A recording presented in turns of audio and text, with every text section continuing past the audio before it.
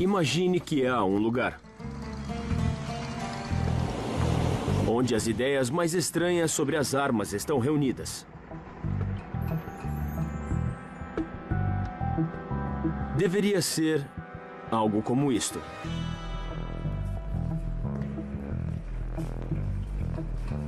Nestas caixas estariam todas as armas estranhas que pode imaginar. E algumas em que nunca acreditaria. A história das armas e planos mais estranhos. Apesar de serem chocantes e às vezes terem natureza perturbadora, cada história vai lhes mostrar a pura verdade. Minas terrestres nucleares isoladas por frangos. Gatos biônicos como aparatos de escuta. Bombas feitas de morcegos. Gatos. Cachorros. E pombos.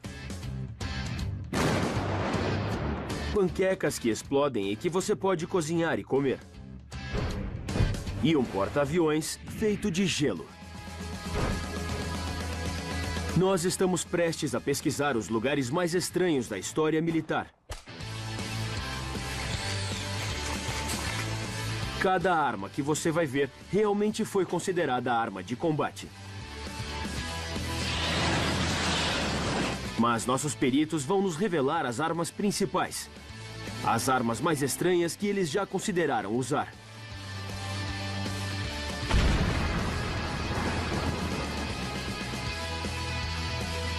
Armas estranhas.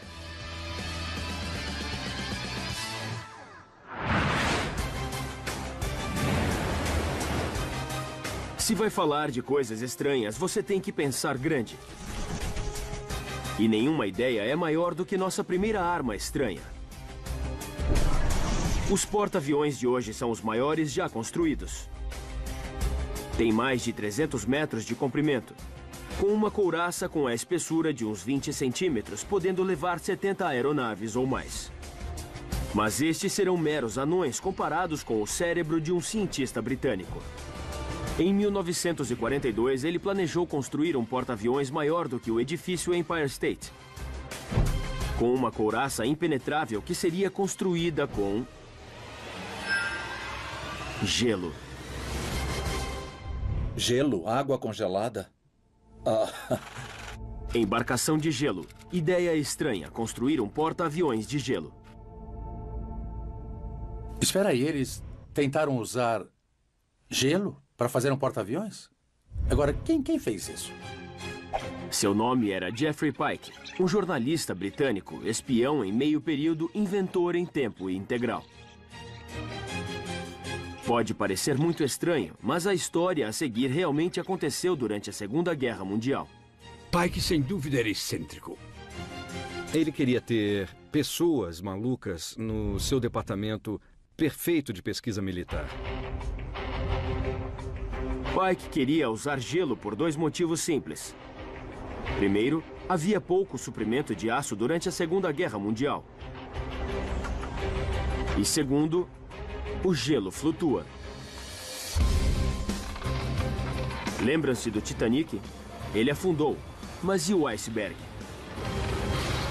O iceberg não afundou porque não podia. A água tem uma propriedade para, quando congela, fica mais leve do que quando é líquida. Significa que flutua naturalmente. Com certeza existe uma lógica quase desconcertante nisso. O gelo pode flutuar, mas como nosso teste de alta tecnologia está prestes a mostrar, o gelo não é apropriado para uma situação típica de combate. Imagine que ele seja atingido por uma bomba. Ele se parte. Não há surpresa nisso. O gelo tem uma estrutura em cristal que o torna muito frágil. E fragilidade é ruim quando você está sendo atacado com explosivos. Mas Pike pensou nisso. Ele tinha um ingrediente secreto que podia resolver o problema. Uma substância flexível que é um isolante natural, que pode proteger fisicamente a estrutura cristalina do gelo. Um material verdadeiramente milagroso chamado serragem.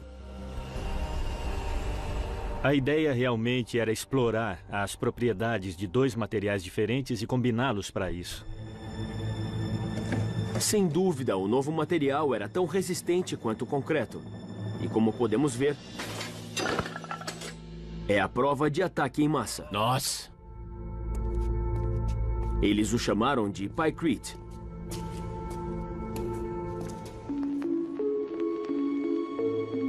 Lord Louis Mountbatten, o chefe de operações combinadas, ficou muito empolgado com essa ideia maluca.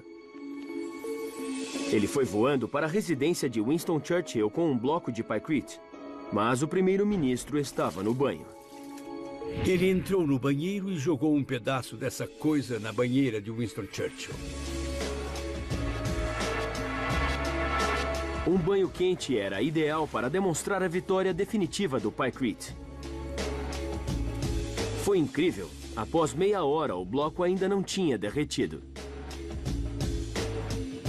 Isso porque a madeira é um dos melhores isolantes naturais do mundo. À medida que o calor passa, é disperso. Sempre que tem uma camada de serragem, ela funciona como uma coberta que mantém a próxima camada fria por um bom tempo. Churchill achou que aquilo era ótimo. Então, deixou que prosseguissem com o projeto. Churchill ficou tão impressionado que ele e Mountbatten decidiram fazer uma reunião com o alto comando militar dos Estados Unidos. Mountbatten tinha um argumento irrefutável que iria silenciar todo mundo que ousasse duvidar da sabedoria de um navio feito de gelo. Ele disparou uma bala no Pykrete. Uma bala de pistola chega a 640 km por hora e pode provocar um buraco num capacete de aço que esteja a 100 metros. Mas não conseguiu penetrar no Pykrete. A bala ricocheteou por todo lugar. A bala passou pelas calças de um almirante e foi parar na parede. O Pykrete sobreviveu. O navio de gelo inafundável de Pike recebeu sinal verde. À medida que a história se revelava, todos ficaram um pouco empolgados. O almirante queria uma carcaça à prova de torpedo com espessura de 12 centímetros. A esquadra aérea queria um deck de 600 metros de comprimento para seus pesados bombardeiros. E a marinha queria um leme de 30 metros de altura. Seria um porta-aviões 2 vezes maior do que os de hoje. Mas eles se esqueceram de uma coisa. Para construir esse monstro, eles precisariam de fábricas refrigeradas enormes para esfriar o Pykrete a menos 30 graus Celsius. E do que são feitas as fábricas de refrigeração?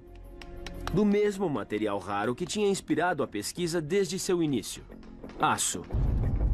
Na verdade, consumiria mais aço para construir a fábrica refrigerada do que para fazer um navio de aço. Simplesmente não havia aço disponível para construir um navio cuja principal vantagem era não ser feito de aço. A ideia de um navio de gelo simplesmente derreteu. Perto, mas sem charuto. Resultado, foi construído um protótipo com 18 metros. Ele levou quase um ano para derreter. Projeto congelado. Genial. Armas estranhas não conhecem limites. O tipo de mente que idealiza um navio de gelo dificilmente vai obstruir o caminho. Através da história moderna, algumas das ideias mais malucas têm envolvido animais. E quando se trata de usar animais como armas, os guerreiros estranhos realmente cruzaram fronteiras. Agora, com o início da Guerra Fria, as coisas ficaram meio fora de controle. Estamos na década de 50. Todos na Europa temem um ataque surpresa do exército russo. Então, uma ideia era levar as minas terrestres para um novo nível. É uma ideia que vai envolver armas nucleares e aves domésticas. Começa a Operação Pavão Azul. Operação Pavão Azul, 1957. A história por trás do projeto Pavão Azul é o tipo de história sobre uma ideia perfeitamente razoável que quase sai dos trilhos. Isso quer dizer, se considera usar bombas nucleares como minas terrestres, tenha uma ideia razoável. eles enterrariam uma série de armas nucleares de 10 quilotons ao longo da fronteira da Alemanha Ocidental e Oriental. Essa enorme quantidade de armas nucleares seria detonada por um timer eletrônico. Mas havia um pequeno problema. Não funcionava quando estava frio. Condutores eletrônicos são sensíveis a temperaturas geladas. E faz muito frio nessa fronteira no inverno. Mas as grandes mentes militares não desistem tão facilmente. Como mantê-los quentes? Primeiro eles tentaram cobertores térmicos. Não deu certo. Bom, eu acho que devia ser um tipo de aquecedor eletrônico ou podia ser um animal vivo que fornecia calor e energia do seu corpo. Na mosca. Aí eles decidiram cercá-los com frangos. Eram frangos. Ideia estranha, aquecer minas terrestres nucleares com frangos. A ideia por trás disso era simples. Os frangos são animais de sangue quente, realmente quente. A temperatura média do corpo do frango é de 42 graus Celsius. Se você colocar 40 frangos em uma caixa, eles aumentam a temperatura em 8 graus. Então, os frangos podem ser usados como isolante natural. Isso era bizarro. Como manteria os frangos vivos? Como evitaria que os frangos escapassem? Como impediria que os frangos chegassem na bomba e a desarmasse? O que você faria com as fezes dos frangos que ficariam espalhadas por todo lugar? Os planos para a defesa do mundo livre claramente estavam indo adiante. Por sorte, alguém em algum lugar viu a realidade. Resultado: 10 aves foram propostas. Nenhuma foi usada. Cérebro de ave.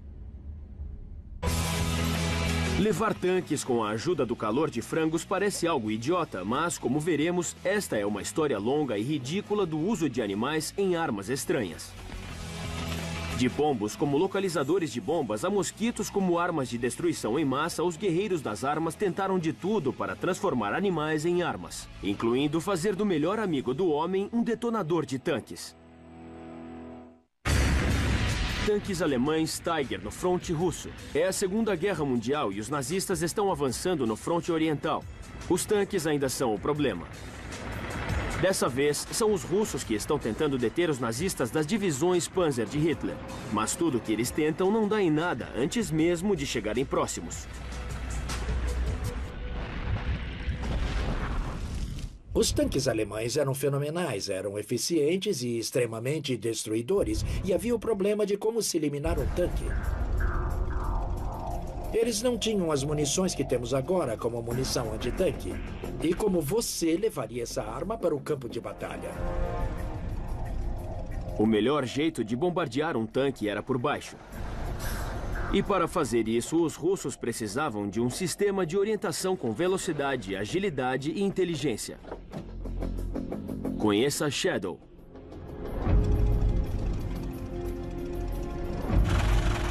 O cão antitanque. Ideia estranha, usar cães como detonadores de tanques.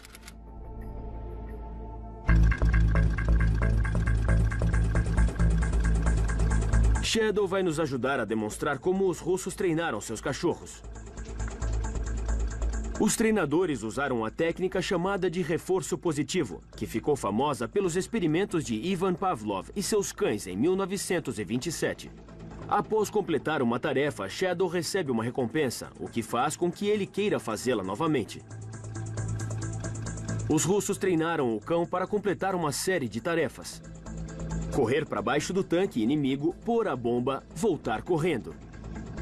É chamado de cadeia. Ele tem que olhar para o tanque, ele tem que seguir o comando, tem que correr rápido, ele tem que ir embaixo do tanque. Você pode treinar essas operações, sabe, em sequência ou isoladas, e daí juntar todas com o reforço que é dado no final.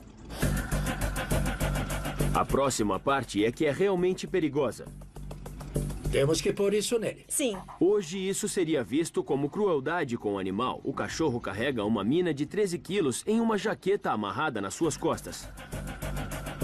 Para que isso dê certo, os russos tinham que treinar um cachorro como Shadow para puxar a corda e liberar a bomba. Isso é chamado de modelagem. Quando ele olha para a corda, você lhe dá um reforço e continua a fazer isso. Daí ele vai tocar a corda com sua boca e ele vai puxá-la. É um plano ambicioso. Shadow tem que liberar a bomba no lugar exato e exatamente no momento certo. Teria confiança de que treinaria um cachorro e de que ele iria deixar isso no lugar certo? Não teria. Não mesmo. Foi aí que as coisas não deram certo para os russos. Quando puseram o plano em prática, os cães corriam para baixo do tanque e corriam de volta para os treinadores, geralmente com a bomba ainda presa nas costas. E assim ele voltou para a prancheta de desenho com uma só coisa para arrumar: com disparo automático.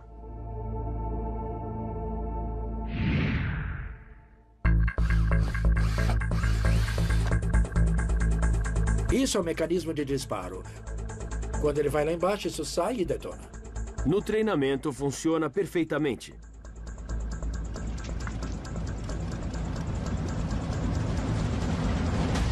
O problema é que os russos não pensavam ou cheiravam como cães.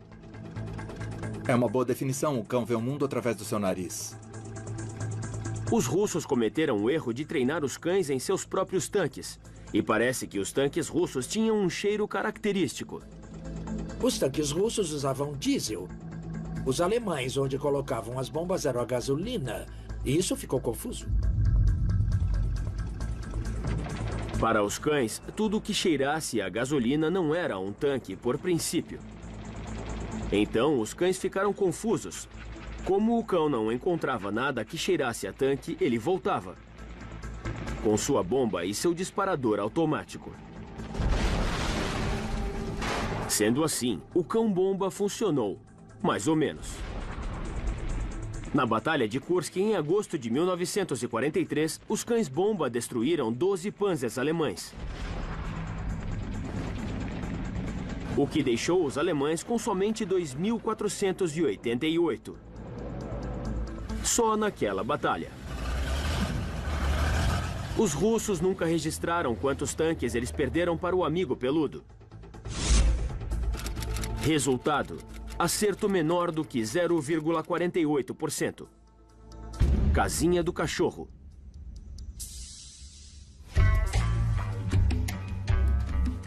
Uma vez mordido, tome cuidado. Durante a década de 50, os peritos de armas estranhas diminuíram suas ambições na busca pelo sistema perfeito de lançar armas. É pequena e é mortal. É um inseto. Operação Grande Zumbido, 1955. O Mosquito, filme da Enciclopédia Britânica, 1947. Aedes aegypti é um mosquito mortal que transmite a febre amarela. Junto com seu primo, que transmite a malária, ele tem matado mais pessoas do que qualquer arma feita pelo homem. Isso levou os americanos a imaginar: será que os russos conseguiriam tornar os mosquitos em um exército voador? Pequenos insetos horríveis e certamente, sabe, usados como armas, seria uma coisa útil aos militares. É um tipo de arma biológica antes das armas biológicas.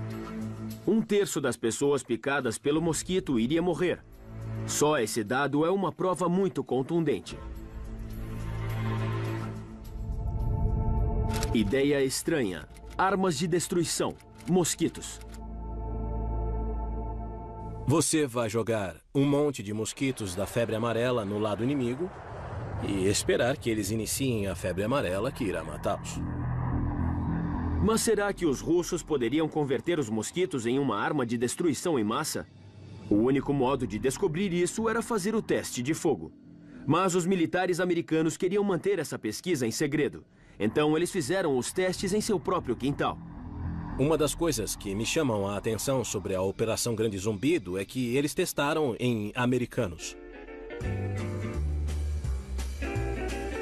Em um dia lindo de primavera, em maio de 1955, e os bons cidadãos da Geórgia não sabem que estão prestes a tomar parte em um dos experimentos de massa mais perversos da história das armas. Enquanto os bombardeiros lançavam suas bombas, ninguém suspeitava que eles iriam lançar 300 mil mosquitos pelo estado.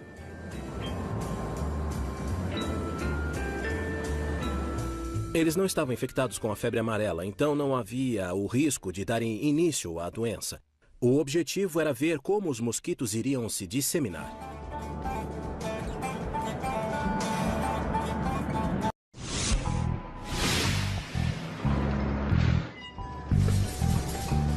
Imagine que há um lugar onde as ideias mais estranhas sobre as armas estão reunidas. Deveria ser algo como isto.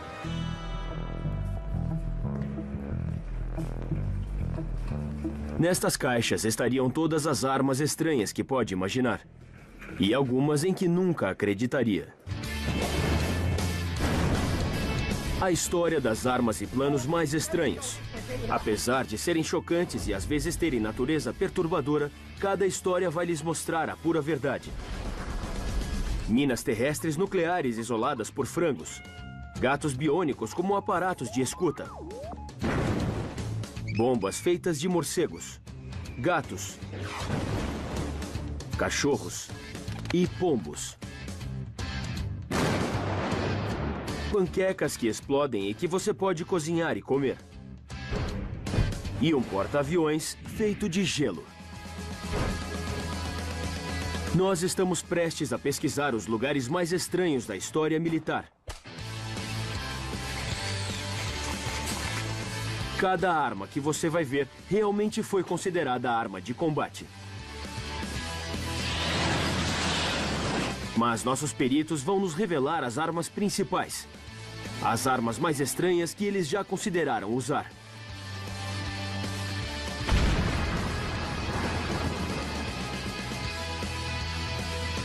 Armas estranhas.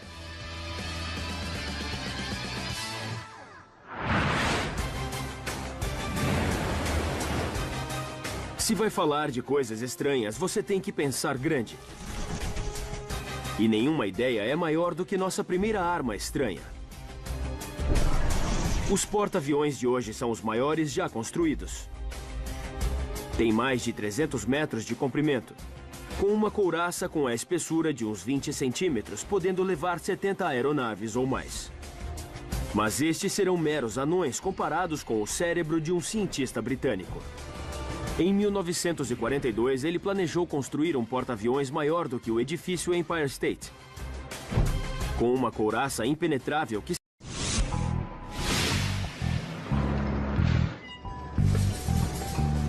Imagine que há um lugar onde as ideias mais estranhas sobre as armas estão reunidas. Deveria ser algo como isto.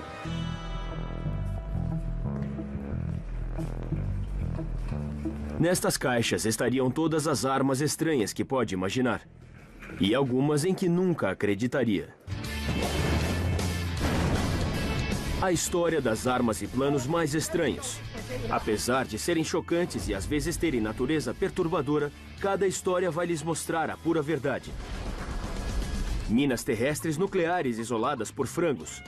Gatos biônicos como aparatos de escuta. Bombas feitas de morcegos. Gatos. Cachorros. E pombos. Panquecas que explodem e que você pode cozinhar e comer. E um porta-aviões feito de gelo. Nós estamos prestes a pesquisar os lugares mais estranhos da história militar. Cada arma que você vai ver realmente foi considerada arma de combate. Mas nossos peritos vão nos revelar as armas principais. As armas mais estranhas que eles já consideraram usar.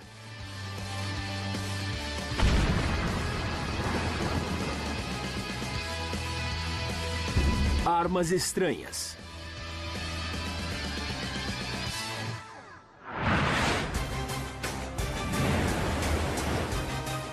Se vai falar de coisas estranhas, você tem que pensar grande.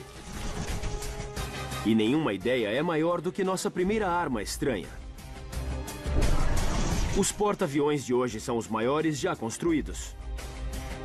Tem mais de 300 metros de comprimento, com uma couraça com a espessura de uns 20 centímetros, podendo levar 70 aeronaves ou mais. Mas estes serão meros anões comparados com o cérebro de um cientista britânico. Em 1942, ele planejou construir um porta-aviões maior do que o edifício Empire State, com uma couraça impenetrável que seria construída com gelo. Gelo? Água congelada? Embarcação de gelo. Ideia estranha, construir um porta-aviões de gelo. Espera aí, eles tentaram usar gelo para fazer um porta-aviões? Agora, quem fez isso? Seu nome era Jeffrey Pike, um jornalista britânico, espião em meio período, inventor em tempo integral. Pode parecer muito estranho, mas a história a seguir realmente aconteceu durante a Segunda Guerra Mundial. Pike, sem dúvida, era excêntrico. Ele queria ter pessoas malucas no seu departamento perfeito de pesquisa militar. Pike queria usar gelo por dois motivos simples. Primeiro, havia pouco suprimento de aço durante a Segunda Guerra Mundial. E segundo, o gelo flutua. Lembram-se do Titanic? Ele afundou. Mas e o iceberg? O iceberg não afundou porque não podia. A água tem uma propriedade para, quando congela, fica mais leve do que quando é líquida. Significa que flutua naturalmente. Com certeza existe uma lógica quase desconcertante nisso. O gelo pode flutuar, mas como nosso teste de alta tecnologia está prestes a mostrar, o gelo não resolver o problema básico. Fato histórico. Tanques são pesados. Muito pesados. Então teria que haver pequenas modificações para um intimidante tanque. Eles se livraram do poder de fogo, se livraram da couraça pesada. Que eram parte do problema. Se você se livra do poder de fogo e da couraça pesada, não é mais um tanque. Se alguém tentasse me colocar num tanque que não tivesse armamento e dissesse que íamos voar pelo campo de batalha, eu diria, você está maluco, é? Poucas semanas depois, no seu primeiro voo, alguém da frente militar russa detectou sua presença fatal. O tanque Krylia A-40 foi cancelado. Era demais construir um tanque voador. A vida é muito simples. Pode-se ter o voo, se ter o tanque, mas não se pode ter os dois. Resultado: nenhuma aeronave era poderosa suficiente para carregar um tanque de verdade pelo ar. Ficou no chão.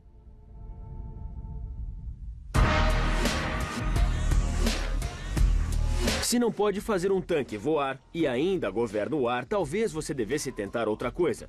No final da década de 50, as aeronaves individuais estavam no auge. E era o sonho de todo intelectual superar a ficção científica e fazer o homem flutuar no espaço. Aerociclo Pawnee VZ-1. Ideia estranha, criar uma plataforma para um homem só.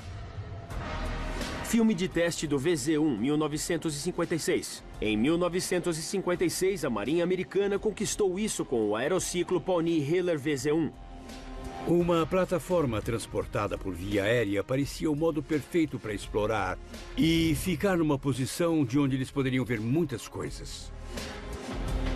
Essencialmente, o VZ-1 era um mini helicóptero com um homem de pé nas pás. As duas pás enormes viravam em direções opostas abaixo dos pés do piloto, permitindo a subida, e eram direcionadas pelo piloto simplesmente mudando seu peso de lugar, uma técnica chamada de controle sinestético. É o mesmo princípio da prancha de surf no ar. Mas mesmo os bons pilotos tendiam a cair da prancha de surf.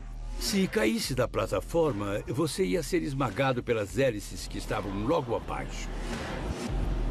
Mas esse não era o verdadeiro perigo.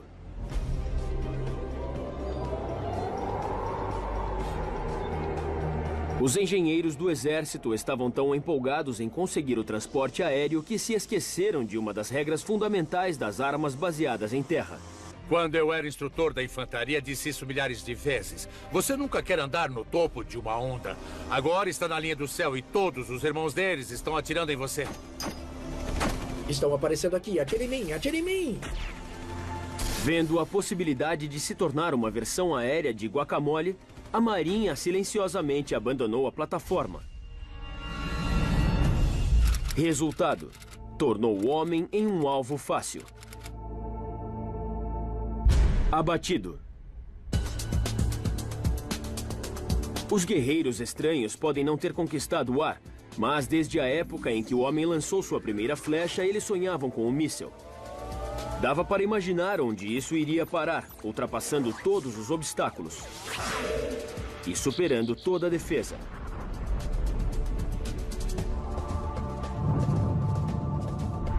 Mas antes do BICM, antes do laser, dos satélites e computadores, a engenhosidade do homem iria usar outras coisas, como pombos e gatos, e até criar uma solução vinda do ar.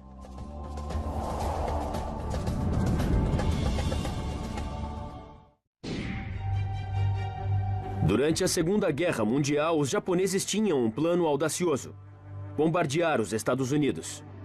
Não Pearl Harbor, os Estados Unidos inteiro. Mas seus bombardeiros não conseguiam cruzar o Pacífico. Então elaboraram um plano maluco. Balões. BICM, balões intercontinentais com mísseis. Ideia estranha, mísseis em balões intercontinentais. A ideia era simples: colocar o balão no ar, colocar uma bomba nele, fazê-lo cruzar o Pacífico e esperar que ele atingisse os Estados Unidos. Mas como ele voaria para a direção certa? Não havia GPS, porque não havia satélites no espaço. Não havia armas com mira a laser, porque o laser ainda não tinha sido inventado. Então, o que deviam fazer? Isso não incomodou os japoneses, porque eles tinham uma carta na manga. Eles usariam o poder da natureza, a corrente de jatos. Usando a corrente de jatos como orientação. Ninguém suspeitaria da existência de uma corrente de jatos, além dos japoneses, nessa época. A corrente de jatos é uma corrente de ar a 9.000 pés de altura que circula pelo globo a 400 km por hora. Ela vai do oeste para o leste, do Japão diretamente para os Estados Unidos. A corrente de ar sobre o Japão é muito, muito forte. Por isso, os voos de Tóquio para Los Angeles com a corrente de jatos levam menos de 10 horas, enquanto a viagem de volta contra a corrente de jatos leva mais de 11 horas. Filme de treinamento da Força Aérea Americana, 1945. Os japoneses tinham certeza de que a corrente de jatos iria levar seus balões até os Estados Unidos. O único problema é que a corrente de jatos no Pacífico tem menos de 5 quilômetros de espessura. Filme da Aeronave de Guerra 1945. E os balões não eram particularmente bons para voar. Isso porque os gases dentro deles se contraem no frio e se expandem com ar quente, levando o balão pela corrente de jatos. Tem que se conseguir um meio de manter o balão num vento rápido para que ele chegue aos Estados Unidos. Mas, como mostra o filme da Força Aérea Americana, os japoneses pensaram em tudo. Existe muita tecnologia inteligente dentro disso. À noite, quando o balão resfria e se contrai, ele sai da corrente de jatos. Então, os japoneses o equipavam para ter lastro para manter a altitude correta. De dia, quando o balão se aquecia, ele subia de novo. Então ele expulsava o hidrogênio expandindo para parar de subir. Deu certo. Embora as bombas levassem 3 dias para atravessar o Pacífico, os japoneses tinham inventado um míssil em balão intercontinental, o BICM. Pelo padrão do que havia na época, isso foi um feito fantástico. Os japoneses tinham inventado um sistema para carregar uma bomba que podia atravessar o Pacífico e realmente lançá-la na América do Norte. Nota histórica: este foi o único bombardeamento intercontinental em terras americanas que teve sucesso na história. Filme da Aeronave de Guerra 1945. Isso parece impressionante até você perceber uma coisa simples. Entre novembro de 1944 e abril de 1945, o Japão lançou mais de 9.000 balões com bombas para os Estados Unidos. Mas somente 300 parecem ter caído em solo americano. Filme da Aeronave de Guerra 1945. Você tem que ser honesto. Esta não é uma arma guiada. Se espera que a natureza leve na direção certa. Como arma de terror, ela funcionou. Os balões realmente chegaram aos Estados Unidos. Como este filme raro mostra, eles caíram do Alasca ao Texas, da Califórnia a Detroit. Mas nenhum balão atingiu um alvo estratégico. Não dá para pensar numa arma mais aleatória que essa. Resultado: só 1 em cada 30 chegou aos Estados Unidos. Nenhum atingiu um alvo maior. Perdido. Se você quer atingir um alvo distante, você precisa de um sistema de orientação. E antes da época dos computadores, isso significava que você tinha que ser inventivo. Durante a Segunda Guerra Mundial, alguns cientistas da Marinha dos Estados Unidos eram muito criativos. Eles acharam que tinham o aparato perfeito. Gatinho bomba. Ideia estranha: usar um gato para guiar uma bomba. A bomba guiada por um gato era uma ideia que, mais uma vez, era uma dessas coisas que pareciam bizarras. Mas a ideia por trás disso era simples. Gatos odeiam água. Então a Marinha disse: sabem, podemos usar isso. Essa foi a ideia que os pesquisadores renegados tiveram. Um arnês é amarrado no gato, que está dentro da bomba, e é jogada de uma alta altitude sobre o navio inimigo. Como o gato não quer se molhar, ele vai tentar guiar a bomba para dentro do navio. Como o gato se mexe e se vira, o arnês é desenhado para que o gato mexa o rabo para acertar a bomba diretamente nos navios japoneses. Não é surpresa que a ideia não tenha funcionado por 2 razões simples. Primeira, gatos não têm medo de água. E mais importante, a bomba gera muita força G sobre o gato, então o gato acaba desmaiando. Assim, seu sistema de orientação acabava. A bomba guiada por gato afundava sem deixar vestígios. Se alguém viesse a mim e dissesse: olha, vamos usar gatos para guiar mísseis, vamos jogá-los em navios porque gatos não gostam de água, provavelmente eu daria um soco no seu rosto e diria: você é um idiota. Resultado: nunca foi usado em combate. Perdeu de lavada. Estava se tornando claro que gatos não eram ideais para o sistema de orientação de bombas. Em 1943, a Marinha Americana estava desesperada para obter um aparato que pudesse bombardear o Japão. A solução deles era o cérebro de criança do Dr. Lytle S. Adams, inventor diabólico de meio período. Em período integral era dentista. Ele planeja bombardear o Japão usando morcegos.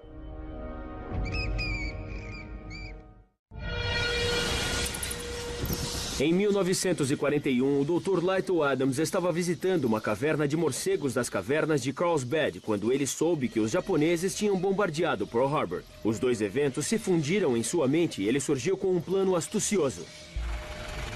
Morcego bomba. Ideia estranha: usar morcegos como aparato incendiário. Um morcego bomba? Você está ficando maluco? Mas Adams não estava completamente louco. Ele fez as contas. Havia 2 modos de jogar 15 quilotons num alvo. Um é: você pode jogar uma bomba atômica. 15 quilotons, sem problema. O outro modo de fazer isso é você usar 1 milhão de morcegos com 15 gramas de grande poder incendiário ou explosivo. O mesmo efeito, 15 quilotons. Adams tinha pensado em tudo. Morcegos já têm um sistema de orientação com sensores acústicos. Eles carregam suas crias no voo. Então, eles são fortes o suficiente para carregar explosivos. Eles gostam de se alojar embaixo de telhados. E as construções japonesas eram principalmente feitas com madeira, bambu e papel, perfeito para pegar fogo. Tudo fazia sentido. Você tem um grande incêndio com 1 milhão de morcegos. Você pode incinerar a cidade. É uma estranha combinação de lógica e loucura. A ideia podia ter morrido, exceto que uma de suas pacientes era casada com um homem muito poderoso. Franklin Roosevelt disse que esse homem não era louco. Eu não acho impressionante que o presidente tenha decidido ir em frente com isso. Eu acho que eles precisavam tentar qualquer coisa. E se a ciência mostrou que podia dar certo, o teste mostrou que ia dar certo, o que se tem a perder? Uma pesquisa de 2 milhões de dólares e o desenvolvimento do programa estavam caminhando. Para tornar os morcegos em pequenas bombas, Adams usou uma nova invenção secreta. Um explosivo gelatinoso chamado napalm. A Força Aérea jogaria centenas de containers, liberando milhares de morcegos a cada vez. Cada morcego levaria 15 gramas de napalm preso ao seu peito e com um timer. Uma vez que o napalm fosse detonado, iria incendiar sem piedade. Como se tornava líquido, as chamas entrariam em cada rachadura e fenda. Ele ia fazer de Tóquio uma cidade em chamas. O morcego bomba deu certo, sem dúvida funcionou. Não há dúvida quanto a isso, ele funcionou. Em agosto de 1943, os morcegos bombas provocaram um incêndio sonhado por Adams. Infelizmente, não era em Tóquio. É a base militar americana de Carlsbad, no Novo México, onde os morcegos estão sendo treinados. Acidentalmente, os morcegos foram libertados e eles imediatamente foram para a base onde eles estavam trabalhando e decidiram se infiltrar e destruir a base inteira.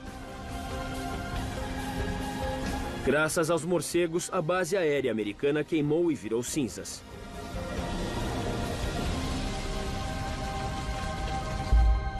Resultado: a ideia foi suplantada pela bomba atômica. Queimou. Quando se trata de armas guiadas, seja balões ou morcegos, algo estranho às vezes dá certo. E como nós vamos ver, um sistema orientado por animal pode funcionar muito bem. Se o animal puder ser treinado para ir na direção certa e se ele não desmaiar no meio do caminho. A resposta era simples. O pombo. Projeto Orcon. Ideia estranha. Míssil guiado por pombo. Se alguém diz míssil guiado por pombo, a primeira coisa que se diz é o quê? Não faz sentido. Os pombos voltam para casa. Lugar errado para um míssil. Mas os gênios veem as coisas de modo diferente. No auge da Segunda Guerra Mundial, os aliados precisavam de um sistema de orientação que pudesse atingir navios de guerra inimigos. Eles encontraram a resposta em Harvard e era verdadeiramente estranha. Este é B.F. Skinner, professor de Harvard e autoridade mundial em comportamento humano e animal. B.F. Skinner era uma das grandes mentes da psicologia. Ele realmente foi pioneiro em reforço positivo e negativo, a base para o treinamento de animais. Skinner provavelmente foi um dos maiores psicólogos do século XX. Algumas pessoas acham que Sigmund Freud foi, mas ele era um neurologista. Após anos estudando animais no laboratório, Skinner descobriu um segredo militar sem preço. Se uma arma inteligente precisa de um piloto inteligente, então os pombos são uma arma poderosa. Eles têm uma visão excepcional. Seus cérebros podem processar a informação visual 3 vezes mais rápido do que a humana. E mais importante, eles podem ser treinados. Eles são muito inteligentes. Se alguém tenta insultar você e diz, você tem cérebro de pássaro, a minha resposta provavelmente seria, muito obrigado. Projeto Orcon, filme de treinamento de pombos. Skinner treinou seus pombos usando o reforço positivo. Se isso dá a resposta certa, como bicar quando receber o comando, o pombo recebe uma recompensa. Usando esse método, ele treina os pombos para tarefas incrivelmente complexas. Ele até os ensina a jogar ping-pong.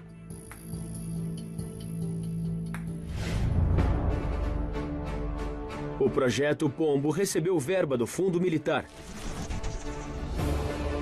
E Skinner surgiu com um desenho de um míssil atingindo o chão. A cabeça do pombo era comprimida numa meia. Ele era colocado no míssil onde podia ver o navio-alvo através das aberturas. Quando o míssil saía, claro, o pombo bicava para o navio-alvo. A bicada controla a cauda, levando o míssil ao alvo. Ele não estava pensando, eu quero atingir esse alvo, certo? Mas ele ia manter a orientação do bico quando o alvo ficasse no centro, porque era quando ele recebia comida durante o treinamento. Um condutor de metal era atado ao bico da ave para transmitir do bico o sistema de orientação. Este filme mostra o teste de Skinner usando imagens dos navios inimigos. Os pombos atingiram o alvo com uma precisão quase perfeita. P.F. Skinner provou, sem sombra de dúvida, que a bomba guiada por pombo podia funcionar. Muito embora tenha sido bem testada, o alto comando americano simplesmente não conseguia confiar suas bombas para os cérebros de pássaros. Para a sorte dos pombos, eles suspenderam o projeto. O superpsicólogo estava em uma situação difícil por uma simples falta de confiança. Não adoraria ver isso? Imagine abater o inimigo com um pombo. Isso vale a pena ver.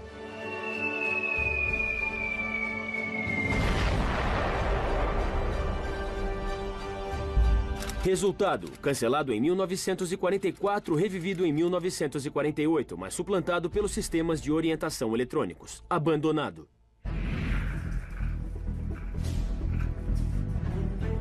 Guerreiros estranhos vão lhe dizer que honestidade é tudo. Mas eles estão mentindo. A decepção faz parte da guerra. Na verdade, é muito importante. Numa guerra estranha, você tem que lutar contra os traiçoeiros. Winston Churchill disse que era tão importante que a verdade tinha que ser cercada por um guarda-costas das mentiras. As coisas nunca são o que parecem ser. Em especial, quando bonecos vão à guerra.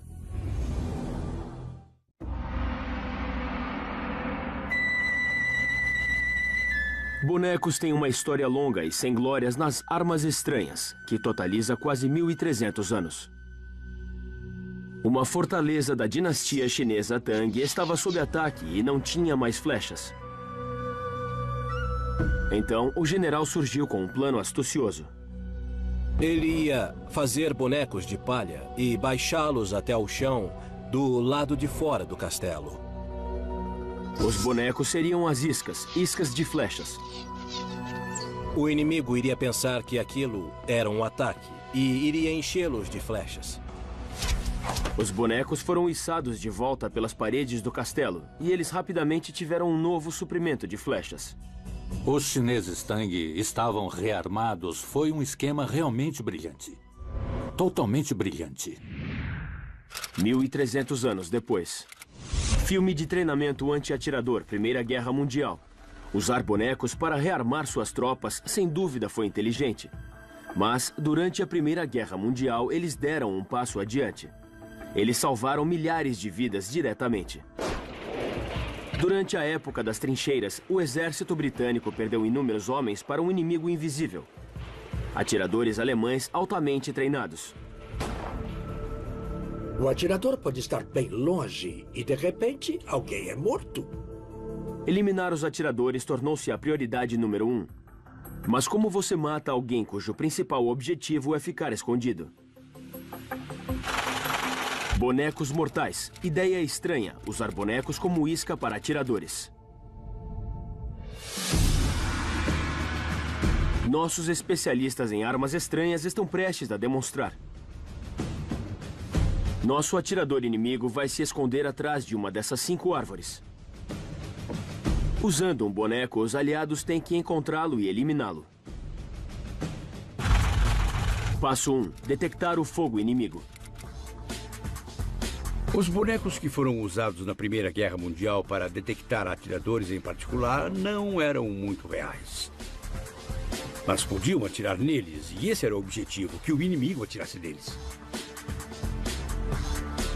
Foram adicionados detalhes para que os bonecos parecessem pessoas. Para tornar a coisa mais real, você dá ao boneco uma série de características para se parecer com um homem. As características do boneco não importam. Você só precisa que alguma coisa pareça real. Você faz uma coisa em psicologia chamada conclusão. Você completa a cena. O atirador vê um capacete, um cigarro e um movimento humano. Então, o cérebro diz que é um alvo humano. Passo 2. Usar buraco de balas como um localizador. Como a trajetória da bala é em linha reta, a saída e entrada de ferimentos traçam uma linha, apontando a direção da localização do atirador. Peraí. Ótimo. Sim, ele está na 2. Está na 2. Passo 3. Termine o trabalho com um ataque da artilharia. Filme de treinamento anti-atirador. Bonecos apareceram em inúmeras batalhas durante a Primeira Guerra Mundial, incluindo a de Somme, e através de estimativas, eles salvaram mais de 3.500 vidas. Resultado, bonecos foram usados para matar atiradores de 1915 a 1918. Atingido. Então, o princípio psicológico de conclusão foi usado para enganar atiradores desde a Primeira Guerra Mundial. Mas na década de 80, cientistas e espiões tinham uma melhor compreensão de como isso podia funcionar. E um agente iria usar a conclusão para ajudá-lo a desaparecer no ar. Ponto cego. Ideia estranha. Usar um boneco para desaparecer. Novo México, 1985. O ex-agente da CIA, Edward Lee Howard, é suspeito de passar segredos vitais para a União Soviética. Os Estados Unidos suspeitavam dele, e ele estava sob vigilância. Howard está encrencado. A rede está chegando perto e ele está ficando sem opções. Howard decide que tem que fugir e pede ajuda da esposa para poder escapar. Nenhum agente da CIA tinha tido sucesso em desertar para a União Soviética, mas isso não deteve os Howard. Os Howard eram espertos, tinham experiência com espiões, sabiam como era a vigilância e sabiam como enganar alguém. Eles tinham que montar uma cena como uma peça, tinham que forjar uma ação. Usando a arte do boneco como arma, Edward Lee Howard planejou que seus vigilantes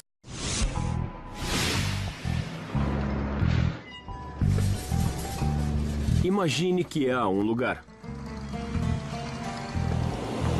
onde as ideias mais estranhas sobre as armas estão reunidas. Deveria ser algo como isto.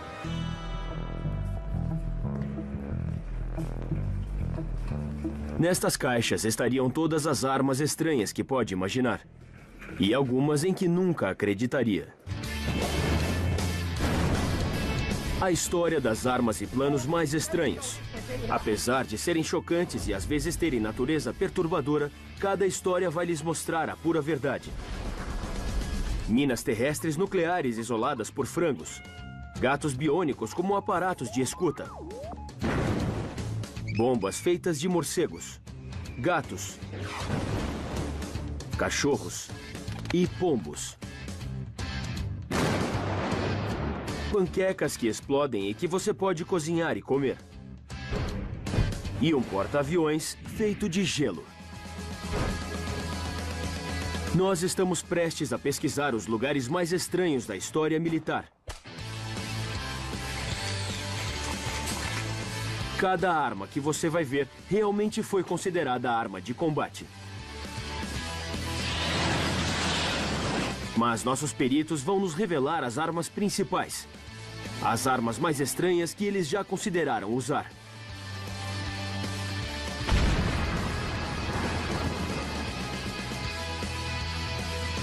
Armas estranhas.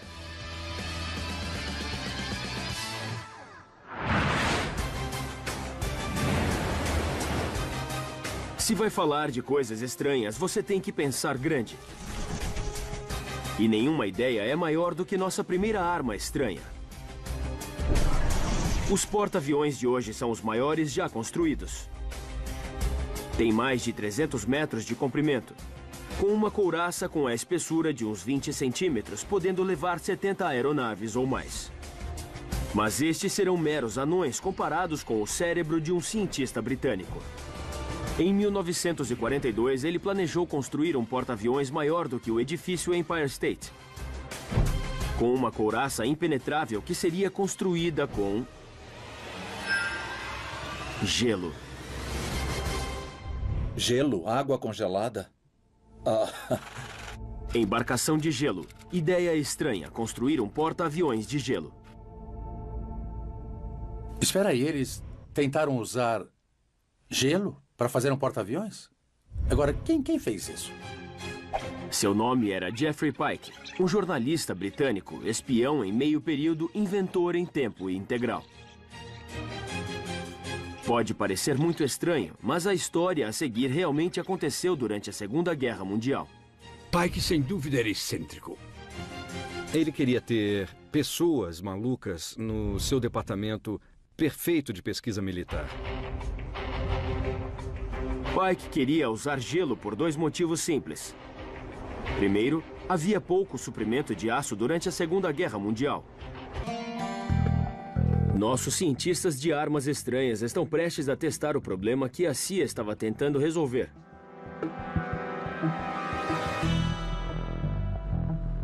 Fato histórico. A CIA realmente testou a tecnologia Jack in the Box, ou JIB, de 1980 a 83. O problema era como você ia fazer isso rapidamente, de forma a inflar rápido, mas ao mesmo tempo ser capaz de parar no momento crucial para que essa coisa não explodisse. A primeira opção, inflar a boneca com ar comprimido. Ok, está pronto? Estou. Mas eles fariam isso bem rápido?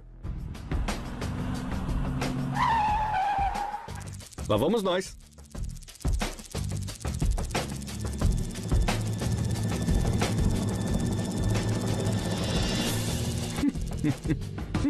Dez segundos.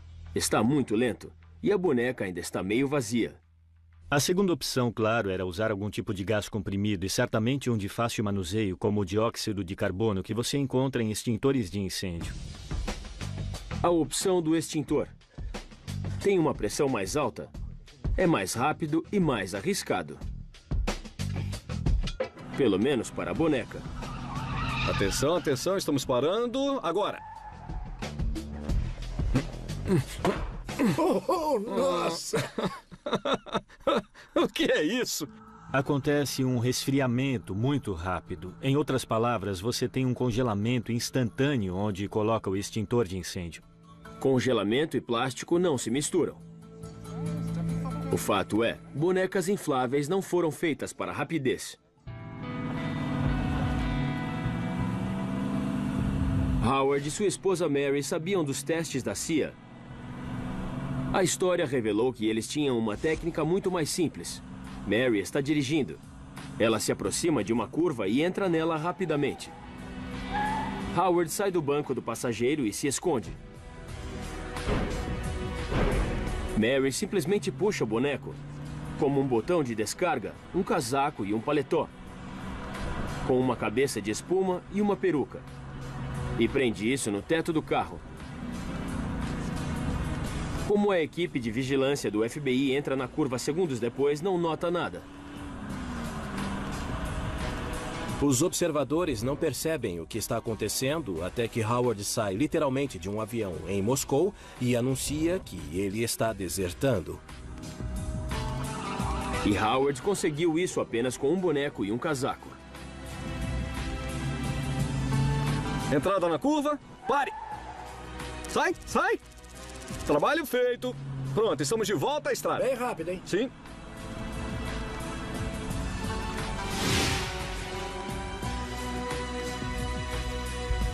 Resultado: em 1985, Edward Lee Howard se tornou o primeiro agente da CIA a desertar para a União Soviética. Sucesso!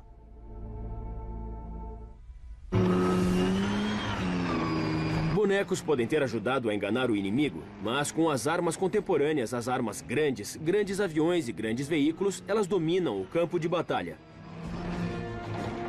Mas há quase 100 anos, na Primeira Guerra Mundial, os lados opostos cavavam fundo e faziam as batalhas nas trincheiras. Era um processo lento. Então, em 1915, uma coisa nova apareceu, que iria mudar as armas para sempre. Essa coisa nova era o tanque. Em geral, os tanques são incríveis porque aqui você tem uma fortaleza de aço se movendo, caminhando pelo campo de batalha, carregando todo o seu poder de fogo. Muitos tanques da época pesavam menos de 30 toneladas, para serem ágeis. Mas um líder achou que maior era melhor.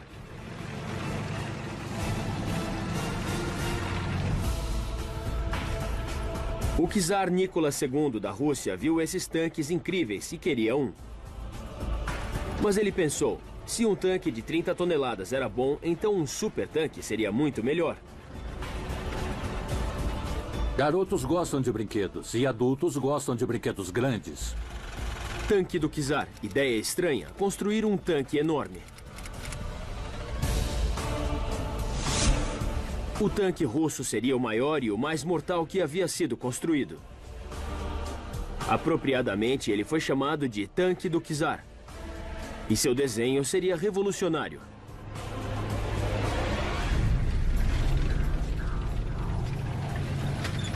Muitos tanques tinham esteiras para poderem atravessar o campo de batalha, mas as esteiras tornavam-os lentos. A velocidade máxima de um tanque que os britânicos tinham conseguido era de 6,5 km por hora. Um homem andaria mais rápido. Os russos não só queriam que ele fosse grande, como queriam que fosse rápido. Muito rápido. Então, eles tiveram uma ideia brilhante. Um tanque enorme com rodas.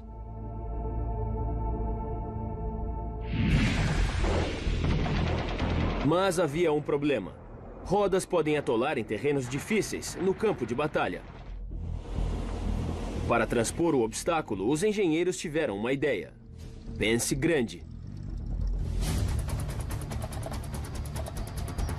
Como essas demonstrações mostram, rodas pequenas dão problemas quando estão em terrenos difíceis. Mas rodas grandes não dão.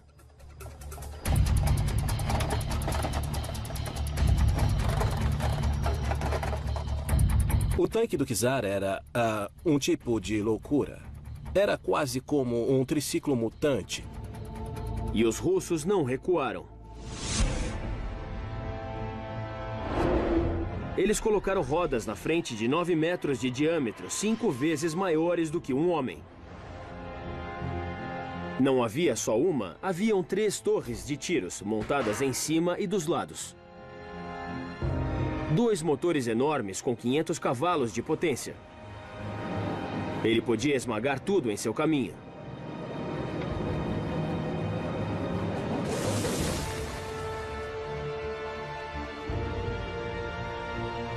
Em agosto de 1915, o tanque do czar estava pronto para os primeiros testes. Em uma floresta secreta, fora de Moscou, a demonstração começou na frente dos principais generais russos. O tanque enorme não parava por nada.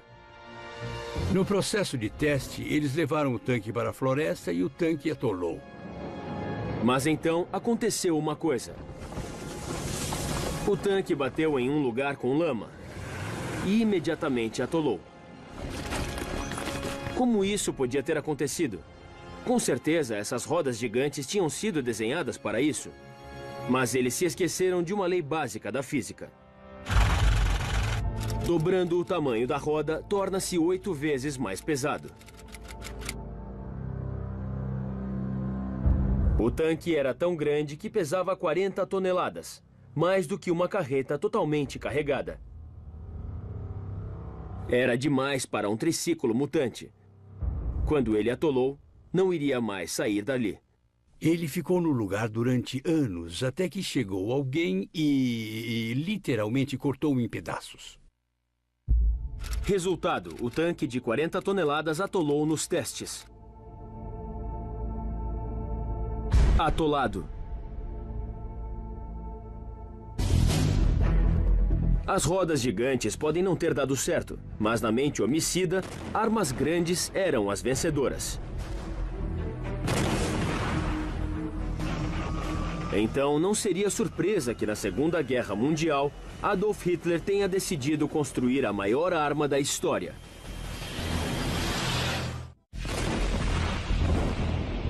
A Segunda Guerra Mundial viu as armas se tornarem maiores e mais estranhas, graças aos nazistas. Em 1943, elas começaram a ser construídas em um bunker colossal próximo da costa da França, não muito longe da Grã-Bretanha. A estrutura do mamute tinha 21 metros de altura e 11 metros de profundidade, com paredes de até 5 metros de espessura, feitas inteiramente de concreto. Se isso desse certo, poderia lançar 36 foguetes V2 a cada dia. Filme do teste do V2 1943. Ele ficou conhecido como Le Blockhaus. Le Blockhaus, alvo estranho, bunker indestrutível.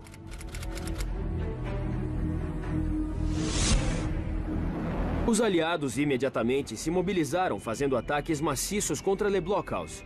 Mas o bunker tinha sido especificamente desenhado para resistir a bombas convencionais que explodiam no chão. Explosões que aconteciam no chão produziam explosões no ar. Para demonstrar a explosão no ar, nossos peritos em explosão estão colocando uma carga que replica o que acontece quando você joga uma bomba em cima de um bunker. É chamado de onda de choque e causa um aumento rápido na temperatura e na pressão.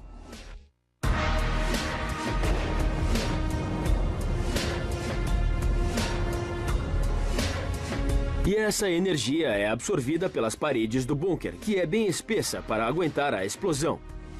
Apesar do poder da explosão, o efeito é mínimo.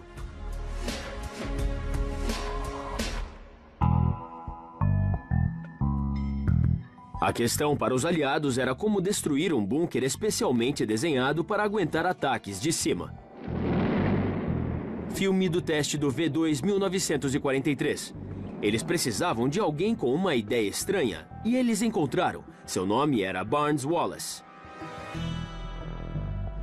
Barnes Wallis era um pensador único. Ele era designer de aeronaves, mas ele também desenhava bombas que saltavam. Uma bomba que salta na água. Esse é o nosso engenheiro.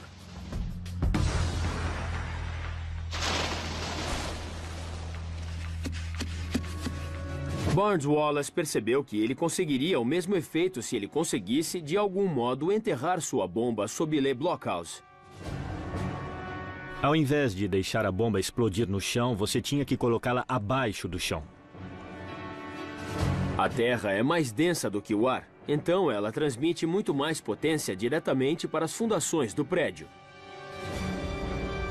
Um mini terremoto.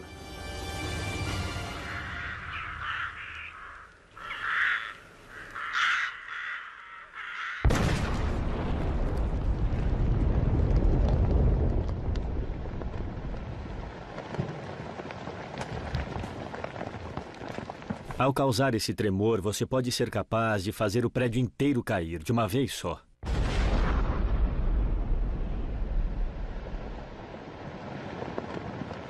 Mas os aliados não podiam entrar na França ocupada e começar a cavar buracos enormes sob um dos prédios mais resistentes do mundo.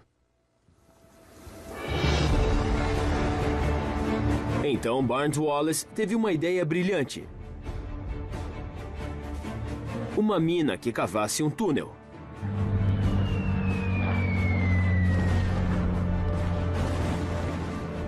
Cowboy, alvo estranho, bunker indestrutível, ideia estranha, construir uma bomba que cavasse um túnel. Talboy era a bomba mais estranha do mundo. Sua ponta era feita de aço blindado. Ela era colocada em um bombardeiro especialmente modificado, desenhado para carregar o seu peso e ser jogada de 6 quilômetros de altura. Isso dava tempo para a bomba acelerar em mais de 4.000 quilômetros por hora. Mais do que 3 vezes a velocidade do som. Seu nariz muito duro permitia que entrasse fundo no chão. Então ela explodiria, criando um terremoto em miniatura que faria com que o Le Blockhaus desmoronasse. Barnes Wallis tinha criado uma bomba que podia ser jogada para baixo. Agora era a hora de colocar isso em prática. Em 19 de junho de 1944, um bombardeiro Lancaster modificado pelo Esquadrão 617 da Força Aérea Britânica sobrevoou o canal com o Talboy a bordo. Destino: Le Blockhaus. Os alemães não suspeitavam de nada. A bomba penetra no chão e, como Wallace previu, causa um mini terremoto. A missão é um sucesso. Le Blockhaus não tem mais conserto e os foguetes V2 são colocados fora de serviço para sempre.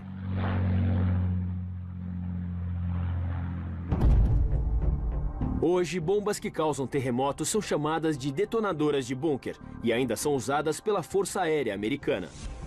Resultado: Le Blockhaus é destruído completamente. Atingido.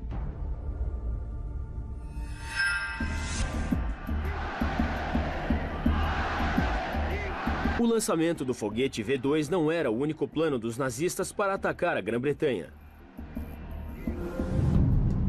É 1943. O coração industrial da Alemanha nazista está sendo atacado pelos bombardeiros dos aliados. A força aérea de Hitler, a Luftwaffe, não foi capaz de realmente contra-atacar. A Alemanha não estava se saindo muito bem. Agora Hitler queria armas incríveis que fossem capazes de atravessar o canal. Um super canhão que fosse capaz de atirar em Londres a partir da França ocupada. 160 quilômetros de distância. Hitler era um megalomaníaco. Ele era realmente um homem muito louco. No caso de Hitler, ele achava que, de forma realmente patológica, que ele sabia muito mais do que seus generais, até mesmo do que seus cientistas. Para fazê-lo feliz, os engenheiros nazistas surgiram com uma ideia monstruosa. Superarma V3. Ideia estranha: construir uma arma gigante. Só o cano teria 150 metros de comprimento. 2 vezes maior do que um avião jumbo. Para ter um alcance máximo, precisava ter um ângulo de 45 graus. Para suportar seu peso, deveria ser enterrado no chão. Para ter potência para chegar a Londres, a 1.600 quilômetros de distância, eles acoplaram foguetes de impulsão ao longo do cano. À medida que a bomba passasse a cada impulsionador, o explosivo aumentava sua velocidade. As cápsulas deixariam o cano a mais de 5.000 quilômetros por hora, 2 vezes mais rápido do que um jato de combate. Atingiriam Londres em 2 minutos. E diferente de uma bomba ou míssil, você não as ouviria chegando. Eles a chamaram de Superarma V3. Em março de 1944, ela estava quase pronta para destruir a Grã-Bretanha. Mas uma arma desse tamanho era difícil de esconder. Todo mundo notou. A resistência francesa notou, os moradores notaram, e eles notificaram os britânicos e os americanos, que imediatamente foram atrás disso. Esperaram até estar quase completada. E daí eles usaram uma bomba de 6.000 quilos para acabar com isso. As bombas eram mais poderosas do que os Talboys de Barnes Wallis. A superarma de Hitler era como um super pato no alvo.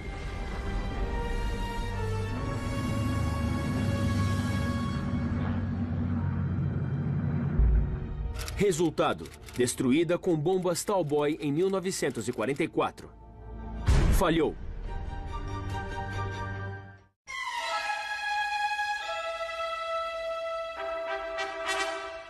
No século XX, muitos campos vitais de conflito desapareceram de vista e ficaram nas sombras.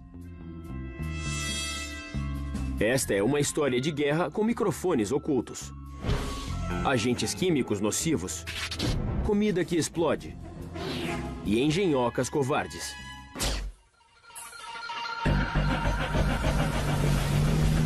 Em 1942, a Europa está em mãos de um homem que parece suspeito como o gêmeo malvado de Charles Chaplin. As forças aliadas estão tentando arquitetar um plano para derrotá-lo. Do outro lado do Atlântico, em Washington, o Serviço Americano de Estratégias, conhecido como OSS, está estudando Hitler e procurando um meio de derrotá-lo. Baseado em seu comportamento, eles acreditam que ele exibe o que consideram tendências femininas, como pouco controle emocional e violência, e arroubos passionais. Eles queriam usar isso em vantagem deles. Isso era uma coisa maluca.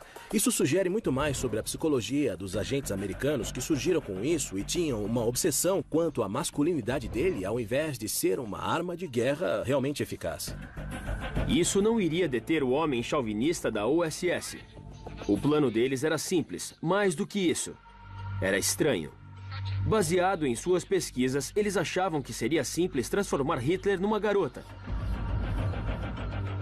Eles queriam expor Hitler a um coquetel de estrogênio e de outras coisas, esperando que ele perdesse o famoso bigode icônico. Bigode de Hitler. Ideia estranha, atacar Hitler com hormônios femininos. Na época, na mente da OSS, hormônios femininos equivaliam a voz fina e nada de pelos na face.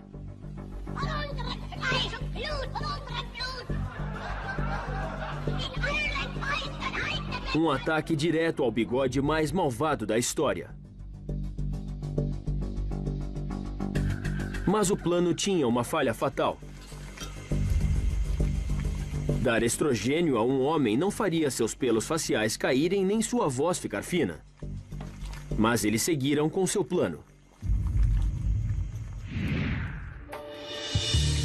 Eles pagaram para o jardineiro de Hitler colocar estrogênio em sua comida.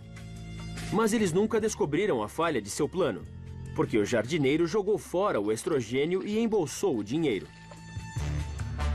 Mesmo porque a USS não podia aparecer na sua porta e exigir seu dinheiro de volta. Resultado: cientificamente impossível. Sem cabelo. Japoneses ocupam a China, 1942. Os serviços de estratégia podem ter se esforçado muito lutando contra os nazistas, mas eles estavam no Oriente Distante e eles tiveram uma ideia explosiva. Novembro de 1942, os agentes secretos da OSS no Japão ocuparam a China, que estava trabalhando para sabotar o suprimento das linhas japonesas. Mas isso significava explosivos potentes e eles eram difíceis de esconder. Você é um espião e está disfarçado, é um sabotador. Claro que não pode andar com um grande saco escrito bomba nele.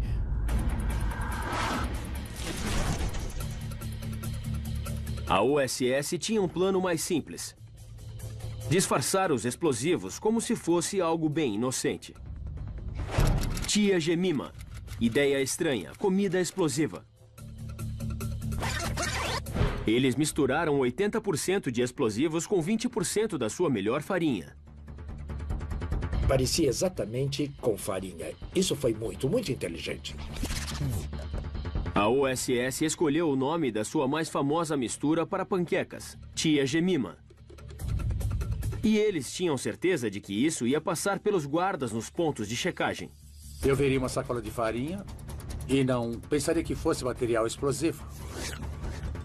Mas e se os guardas decidissem confiscar a sacola de farinha explosiva e fazer uma panqueca com ela? Nosso perito em explosivos de armas estranhas está prestes a fazer uma panqueca usando a fórmula original da OSS. Pegue 3 xícaras de Tia Jemima, pureza militar, um pouco de fermento, leite, um ovo e misture bem. Agora comece a fritar e fique bem longe. O segredo estava no explosivo que eles usaram, chamado HMX. HMX não só se parece com farinha, como também é altamente resistente ao calor. Durante o teste, a OSS deixou que uma de suas panquecas queimasse. Mas ela não explodiu. Você poderia cozinhar suas panquecas? Poderia comê-las em segurança. Poderia ter um sabor estranho, mas não ficaria envenenado. E mesmo após cozinhar isso, ela ainda podia servir aos seus propósitos reais. Nosso perito em explosivos vai demonstrar usando a panqueca que ele acabou de fazer. Embora ele tenha queimado a panqueca, ele ainda podia colocar nela fios de telégrafo, usando um pouco de massa e um pouco de fita adesiva, onde colocou 2 cápsulas explosivas com um pouco de plasticina. E pronto!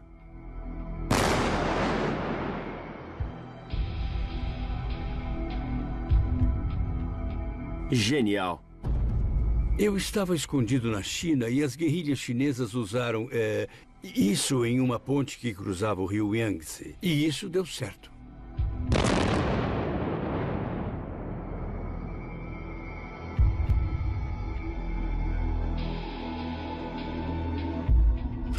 Resultado: 15 toneladas foram usadas na China durante a Primeira Guerra Mundial. Não foi detectada em nenhuma sacola. Sucesso! Tia Jemima era lindamente simples, mas o mesmo não se pode dizer da próxima ideia que surgiu dos sucessores da OSS, a CIA. Era a década de 50. A Guerra Fria entre Estados Unidos e Rússia estava no auge. Os observadores da CIA notaram que diplomatas da embaixada soviética tinham conversas reservadas. Se eles pudessem escutar o que diziam nesses encontros, eles poderiam reunir informações importantes. Um bando de gênios da CIA descobriu que talvez pudesse colocar escuta em um gato para fazer a vigilância para nós. Operação Gatinho Acústico. Ideia estranha. Colocar escuta em um gato. Agentes inimigos sentados e conversando, daí surge um gato. E eles não estranham. Eu não duvido que eles tentaram fazer isso. Em 1961, a CIA deslanchou a Operação Gatinho Acústico. O método mais complicado de colocar um microfone em um banco de parque que já foi pensado pelo homem. Os veterinários da CIA implantaram um microfone no canal do ouvido do gato. Eles colocaram um transmissor no pescoço do gato, onde tem uma pele sobressalente natural. Então, colocaram um fio na coluna do gato até a cauda, para fazer uma antena. Alimentado pela menor bateria que puderam encontrar. Para resumir, um super gato biônico acusticamente equipado. Mas não importa como o chame, um gato é um gato. Claramente, isto era um plano para um dono de cachorro. Cachorro você pode treinar. Gatos?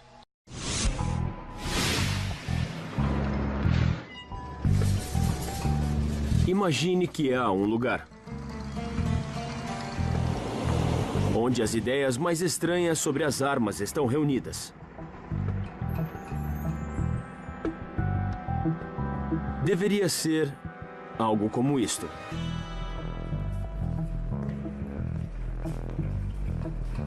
Nestas caixas estariam todas as armas estranhas que pode imaginar.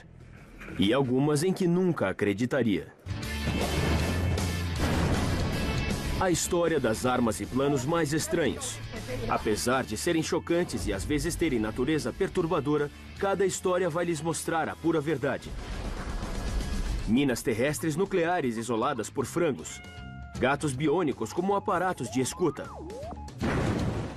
Bombas feitas de morcegos. Gatos. Cachorros. E pombos.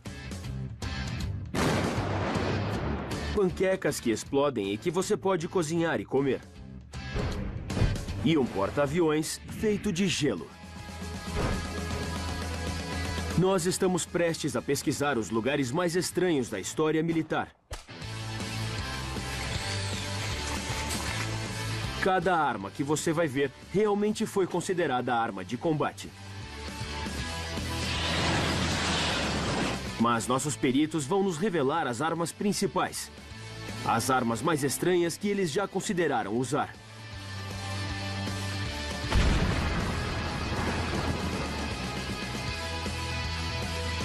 Armas estranhas.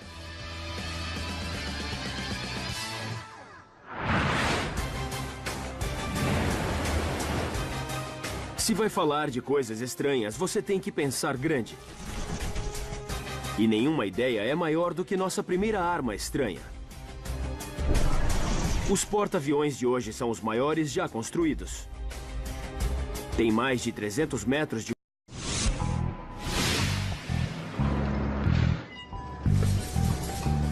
Imagine que há um lugar onde as ideias mais estranhas sobre as armas estão reunidas. Deveria ser algo como isto.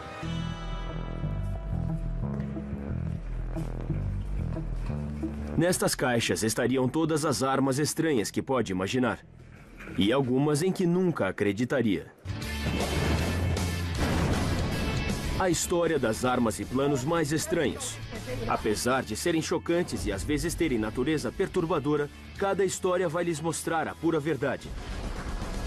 Minas terrestres nucleares isoladas por frangos. Gatos biônicos como aparatos de escuta. Bombas feitas de morcegos. Gatos. Cachorros. E pombos. Panquecas que explodem e que você pode cozinhar e comer. E um porta-aviões feito de gelo. Nós estamos prestes a pesquisar os lugares mais estranhos da história militar. Cada arma que você vai ver realmente foi considerada arma de combate. Mas nossos peritos vão nos revelar as armas principais. As armas mais estranhas que eles já consideraram usar.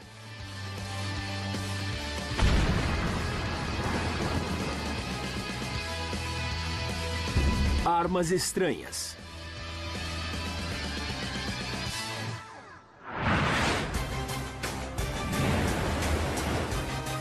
Se vai falar de coisas estranhas, você tem que pensar grande. E nenhuma ideia é maior do que nossa primeira arma estranha. Os porta-aviões de hoje são os maiores já construídos. Tem mais de 300... O tipo de mente que idealiza um navio de gelo dificilmente vai obstruir o caminho. Através da história moderna, algumas das ideias mais malucas têm envolvido animais. E quando se trata de usar animais como armas, os guerreiros estranhos realmente cruzaram fronteiras. Agora, com o início da Guerra Fria, as coisas ficaram meio fora de controle. Estamos na década de 50. Todos na Europa temem um ataque surpresa do exército russo. Então, uma ideia era levar as minas terrestres para um novo nível. É uma ideia que vai envolver armas nucleares e aves domésticas. Começa a Operação Pavão Azul. Operação Pavão Azul, 1957. A história por trás do projeto Pavão Azul é o tipo de história sobre uma ideia perfeitamente razoável que quase sai dos trilhos. Isso quer dizer, se considera usar bombas nucleares como minas terrestres, tenha uma ideia razoável. Eles enterrariam uma série de armas nucleares de 10 quilotons ao longo da fronteira da Alemanha Ocidental e Oriental. Essa enorme quantidade de armas nucleares seria detonada por um timer eletrônico. Mas havia um pequeno problema. Não funcionava quando estava frio. Condutores eletrônicos são sensíveis a temperaturas geladas. E faz muito frio nessa fronteira no inverno. Mas as grandes mentes militares não desistem tão facilmente. Como mantê-los quentes? Primeiro eles tentaram cobertores térmicos. Não deu certo. Bom, eu acho que devia ser um tipo de aquecedor eletrônico ou podia ser um animal vivo que fornecia calor e energia do seu corpo. Na mosca. Aí eles decidiram cercá-los com frangos. Uma reunião com o alto comando militar dos Estados Unidos. Mountbatten tinha um argumento irrefutável que iria silenciar todo mundo que ousasse duvidar da sabedoria de um navio feito de gelo. Ele disparou uma bala no Pykrete. Uma bala de pistola chega a 640 km por hora e pode provocar um buraco num capacete de aço que esteja a 100 metros. Mas não conseguiu penetrar no Pykrete. A bala ricocheteou por todo lugar. A bala passou pelas calças de um almirante e foi parar na parede. O Pykrete sobreviveu. O navio de gelo inafundável de Pike recebeu sinal verde. À medida que a história se revelava, todos ficaram um pouco empolgados.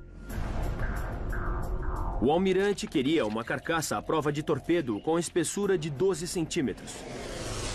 A esquadra aérea queria um deck de 600 metros de comprimento para seus pesados bombardeiros. E a marinha queria um leme de 30 metros de altura. Seria um porta-aviões 2 vezes maior do que os de hoje. Mas eles se esqueceram de uma coisa. Para construir esse monstro, eles precisariam de fábricas refrigeradas enormes para esfriar o Pykrete a menos 30 graus Celsius. E do que são feitas as fábricas de refrigeração? Do mesmo material raro que tinha inspirado a pesquisa desde seu início: aço. Na verdade, consumiria mais aço para construir a fábrica refrigerada do que para fazer um navio de aço. Simplesmente não havia aço disponível para construir um navio cuja principal vantagem era não ser feito de aço. A ideia de um navio de gelo simplesmente derreteu. Perto, mas sem charuto.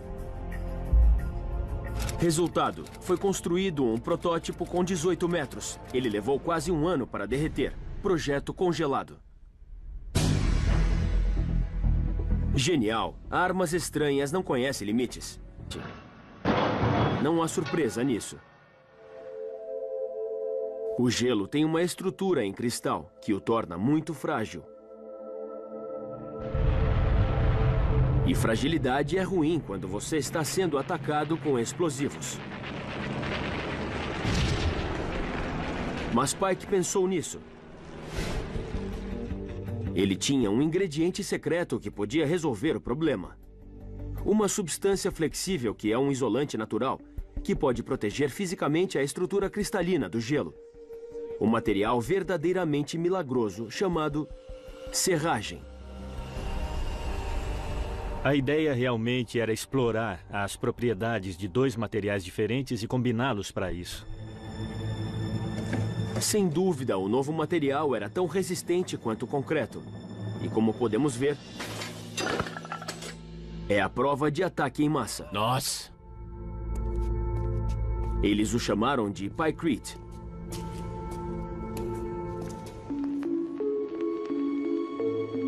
Lord Louis Mountbatten, o chefe de operações combinadas, ficou muito empolgado com essa ideia maluca. Ele foi voando para a residência de Winston Churchill com um bloco de Pykrete, mas o primeiro-ministro estava no banho. Ele entrou no banheiro e jogou um pedaço dessa coisa na banheira de Winston Churchill.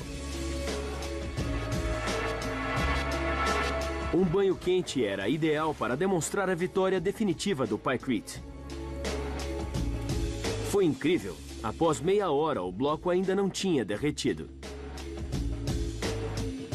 Isso porque a madeira é um dos melhores isolantes naturais do mundo.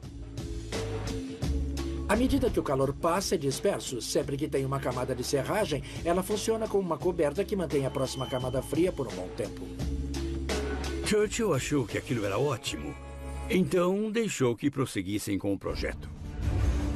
Churchill ficou tão impressionado que ele e Mountbatten decidiram fazer os metros de comprimento, com uma couraça com a espessura de uns 20 centímetros, podendo levar 70 aeronaves ou mais. Mas estes serão meros anões comparados com o cérebro de um cientista britânico. Em 1942, ele planejou construir um porta-aviões maior do que o edifício Empire State, com uma couraça impenetrável que seria construída com gelo. Gelo? Água congelada? Embarcação de gelo. Ideia estranha, construir um porta-aviões de gelo. Espera aí, eles tentaram usar gelo para fazer um porta-aviões? Agora, quem fez isso? Seu nome era Jeffrey Pike, um jornalista britânico, espião em meio período, inventor em tempo integral. Pode parecer muito estranho, mas a história a seguir realmente aconteceu durante a Segunda Guerra Mundial. Pike, sem dúvida, era excêntrico. Ele queria ter pessoas malucas no seu departamento perfeito de pesquisa militar. Pike queria usar gelo por dois motivos simples. Primeiro, havia pouco suprimento de aço durante a Segunda Guerra Mundial. E segundo, o gelo flutua. Lembram-se do Titanic? Ele afundou. Mas e o iceberg? O iceberg não afundou porque não podia. A água tem uma propriedade para, quando congela, fica mais leve do que quando é líquida. Significa que flutua naturalmente. Com certeza existe uma lógica quase desconcertante nisso. O gelo pode flutuar, mas como nosso teste de alta tecnologia está prestes a mostrar, o gelo não é apropriado para uma situação típica de combate. Imagine que ele seja atingido por uma bomba. Ele se parte.